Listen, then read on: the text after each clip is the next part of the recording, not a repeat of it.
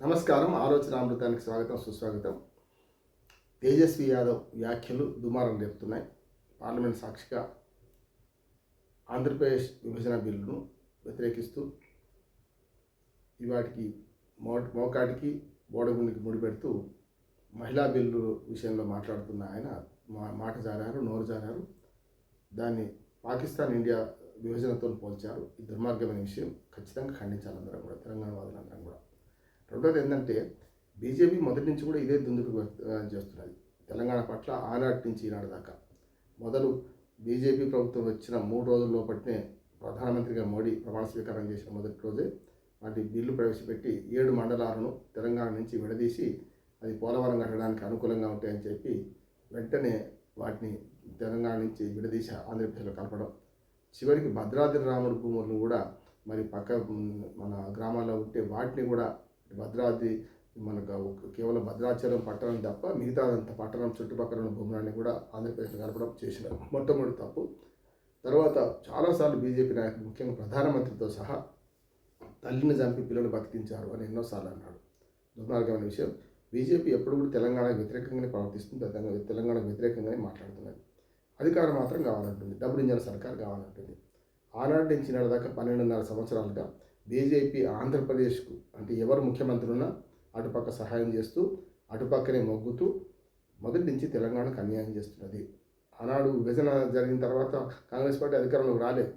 ప్రత్యేక హోదా సంగతి ఏమైంది అంటే ఇప్పటికీ ఆంధ్రప్రదేశ్కి ఇచ్చిన సందర్భం పోలే.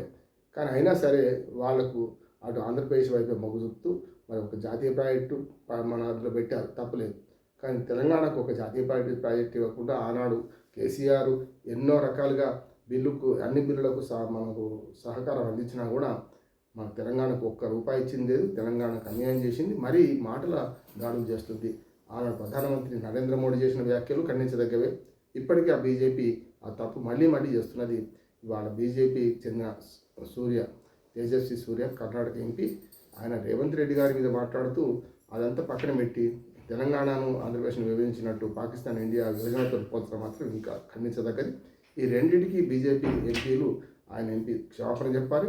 దాంతోపాటు కాంగ్రెస్ బీజేపీ ఎంపీలు రేపు పార్లమెంట్లో నిరసన వ్యక్తం చేయాలి. లేకపోతే వీళ్ళు పార్లమెంట్ ఎంపీలలో మరి ఐక్యత లేనట్టు లెక్క, తెలంగాణ పట్ల చిత్తశుద్ధి లేనట్టు లెక్క.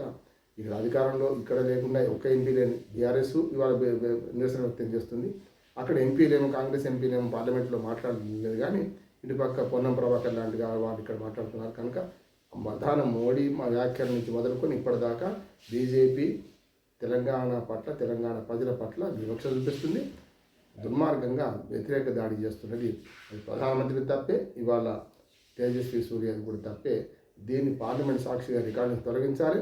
ఖచ్చితంగా దీన్ని లేవనెత్తాలి. పార్లమెంట్లో రికార్డును తొలగించడం కాకుండా ఆయన స్వయంగా వ్యక్తిగతంగా తేజస్వి సూర్య క్షమాపణ చెప్పాలి. లేకపోతే ఖచ్చితంగా ఈ ఉద్యమం అసలు మహిళా బిల్లు పోతుంది, కొసరు ముందుకు వస్తుంది. తెలంగాణ పట్ల దుర్మార్గంగా మాట్లాడిన బీజేపీ ఎంపీ కావచ్చు, అంతకుముందు ప్రధానమంత్రి కావచ్చు, దీనికి తగిన విధంగా శిక్ష అనుభవిస్తారని నేను అనుకుంటున్నాను. ఎందుకంటే రేపు పొద్దున తెలంగాణ ప్రజలు మర్చిపోరు. ఇవాళ కాకపోతే రేపు కారంబు రాగానే కాటేసి తీరుతారు. ఖచ్చితంగా అది జరుగుతుందని నేను అనుకుంటున్నాను.